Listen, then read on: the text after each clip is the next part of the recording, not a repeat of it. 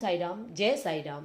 সাই, তুমি অদ্ভুত। এই চ্যানেল থেকে আমি রূপালী বলছি। প্রথমে প্রেয়ার বাবার কাছে আমার শতকোটি প্রণাম। বাবা গো, সবাইকে তুমি ভালো রাখবে, কাউকে কখনো কোনো কষ্ট হতে দেবে না।